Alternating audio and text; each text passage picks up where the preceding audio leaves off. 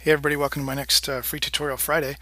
I'm going to take the same line drawing I had from last week, and I was just showing you a couple of ellipse guides I'm going to use this week. There's some Copic markers I'm going to use, paintbrush, some Copic opaque white I like to use, and I am going to do traditional media rendering on this week. What I mean by that is I'm going to use markers and a bit of gouache. So here I'm going to pop down a little bit of orange, and I'm going to use a little bit of this white.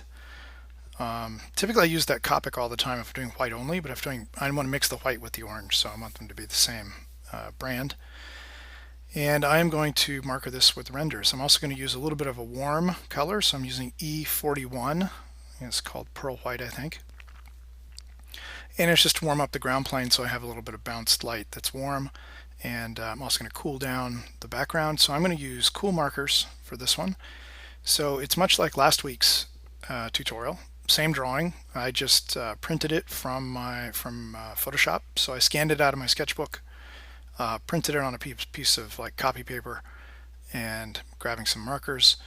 And so basically we do the same thing, same rendering, same steps, but all with markers instead of Photoshop. And you'll see that it's pretty much the exact same thing. So hopefully it still works for you. It's just using a different medium, but it's going to be picking all the same values. I'm going to change it up a little bit.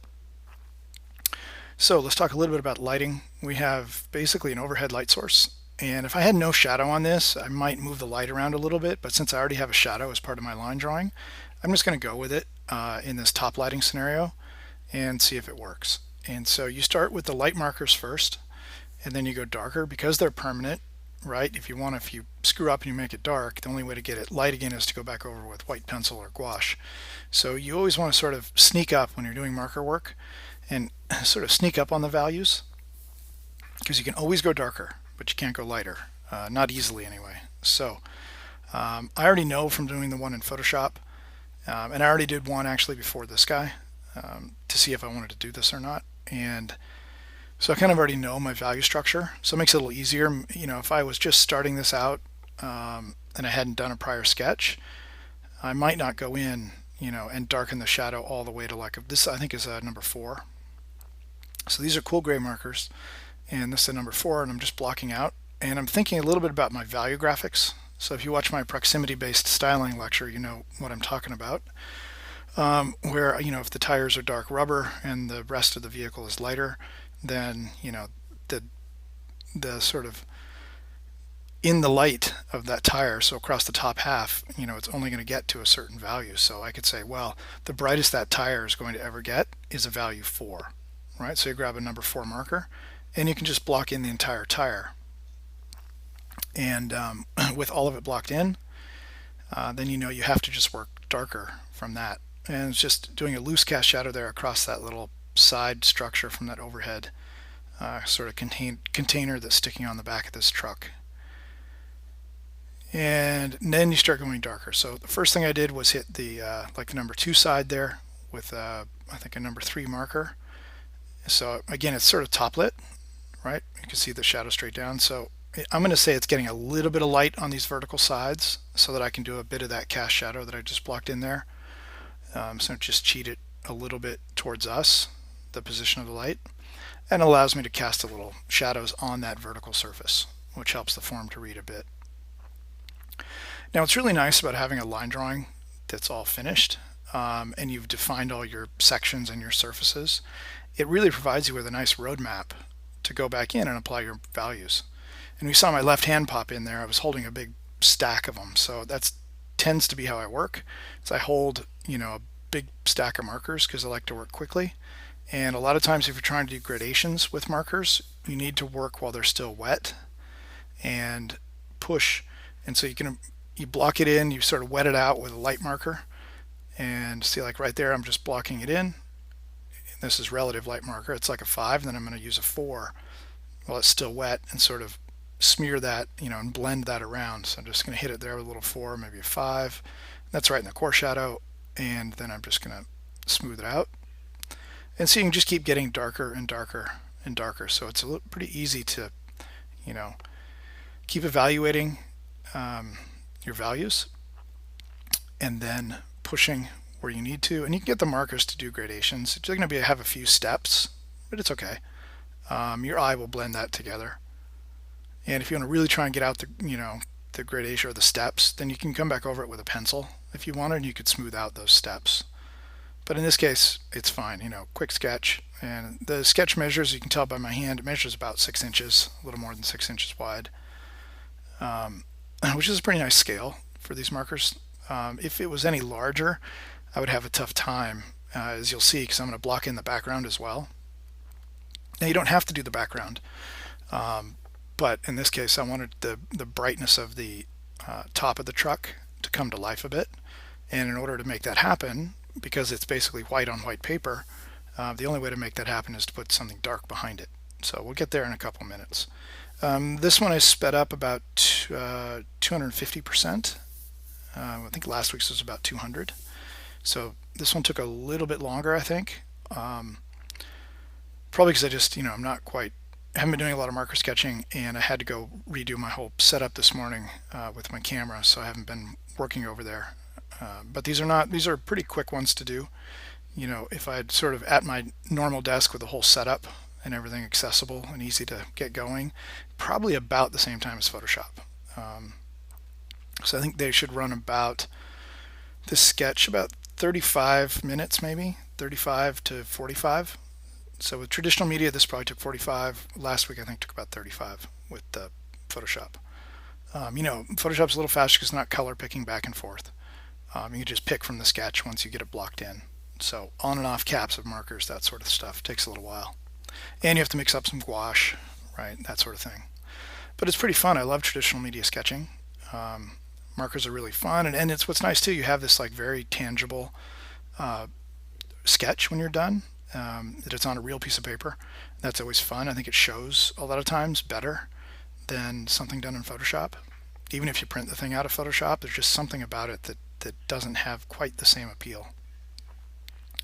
So here I'm blocking in the background and pushing that a bit, and you'll see as I go around, right, and add the background, then the top surface of that shape of that box on the back of this truck really comes to life because it's up against that darker value. Now really, you squint your eyes at it, it looks more like light landing across the top surface of it.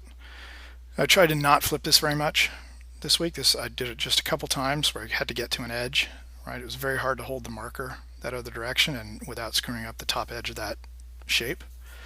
So typically when I'm working, I'll spin that page around a lot, but in this case I tried to keep it to a minimum. So just a couple times. Couldn't get to where I needed to go without spinning it. So going in and seeing, there's a couple more little chamfers in there to that form, so I could go back in and push those a little bit darker. And it's always a balance, right? You're always just like very carefully, sneaking up on the value, looking at it, saying, oh, could I push that a little more, or is that just right? Or, what about the shadow side? Could that go a little darker? And again, you just have to be careful. Those have sort of angles on them. They're not exactly horizontal, so I said to myself, well, those shouldn't be, as bright as the top.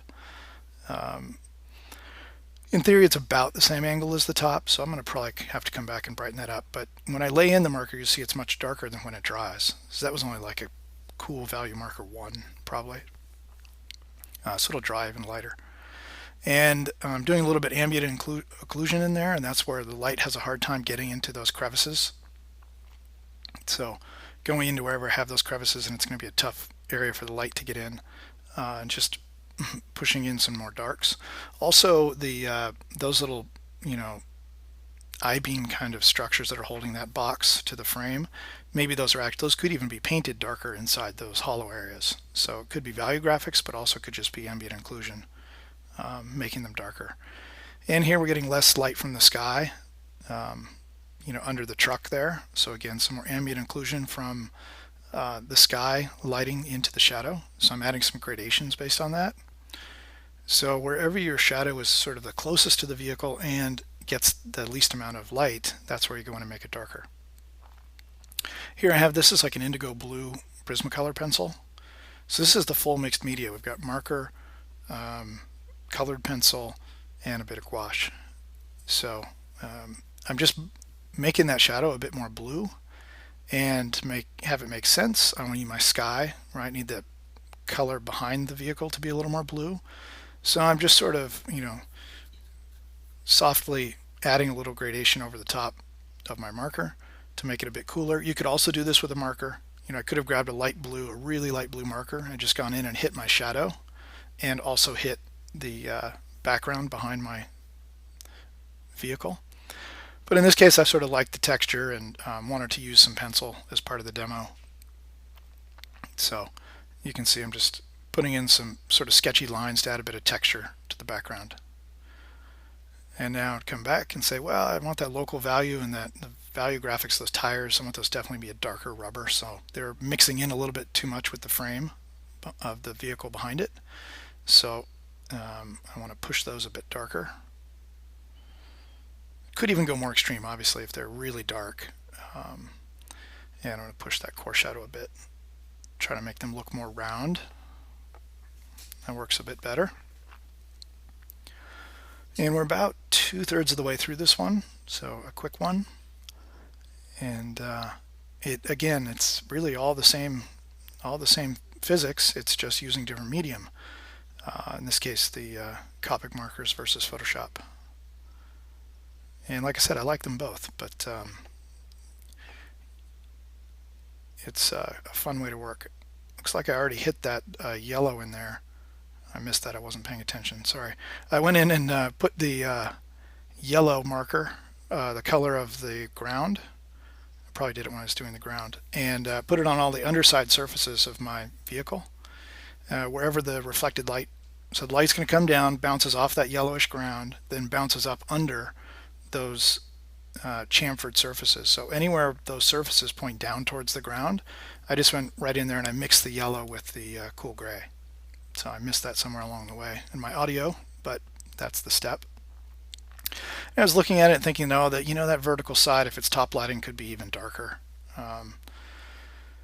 Like I said, true vertical surface with a vertical light is a really poor lighting strategy, but imagine just pull the light out, a couple degrees so we can get a little bit of that light shining on the verticals. But it's really like my number 2 side there. It's not perfectly tangent to that surface. And here I'm grabbing an orange pencil and I'll put a couple stripes on the rims just to give it a little color accent. This is my 50-degree ellipse guide. So I'd already pulled those earlier, so they would be ready.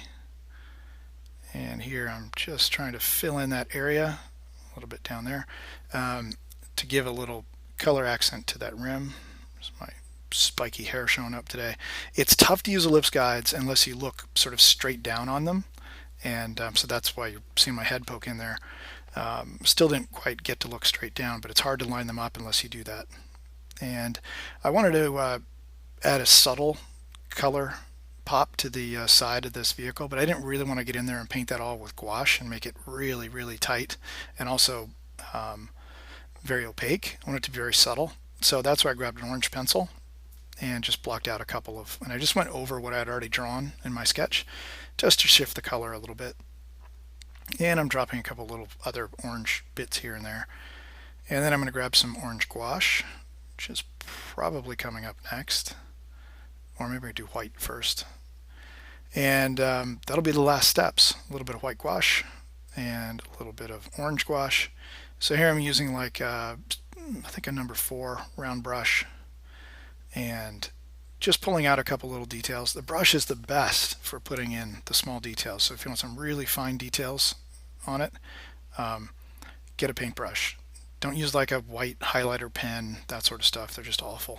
You saw me just touch my middle finger to that. If before the gouache dries and it's too bright and it's too opaque over that surface, you can just hit it with your finger and knock it down a bit.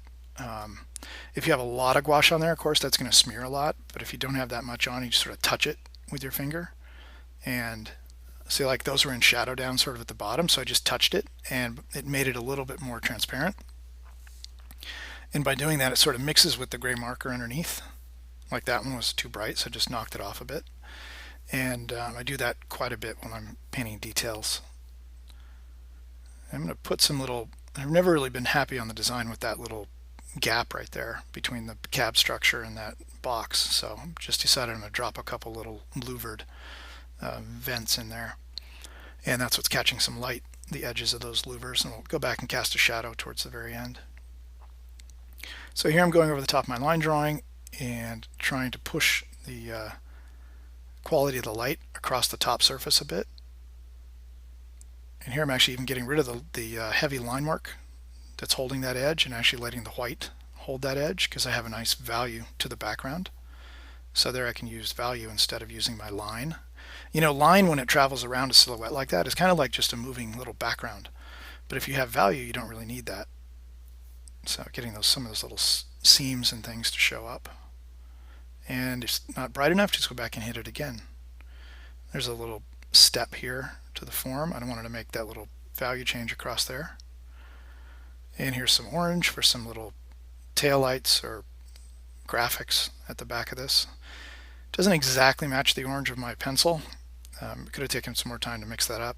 But what I'll do here in the end is put a little of that orange onto my tire stripe to get them to work a little bit better together. And that's about it. I think just a couple more little touch-ups here and there. Yeah, a couple more. I'm probably going to hit this tire if I remember right. And then I'm going to show you the one I did before this, which has a slightly different color palette, mainly because I used a warmer marker across the top, like it was kind of a colored light landing on my vehicle as well as the ground. So I'll show you that, but this is the finished one. Maybe I will scan these, put them on my Facebook page or something like that, or Instagram them or something. But there you go. That is my marker sketch this week. Hope you enjoyed the tutorial, and give it a try. It's a lot of fun. And I think I'm going to pop in this other sketch. Here we go. And that's the previous one. You see I added a lot more warm light in this one, especially across the top surfaces. So thanks again for tuning in, and come back next week. Have a great one. Bye-bye.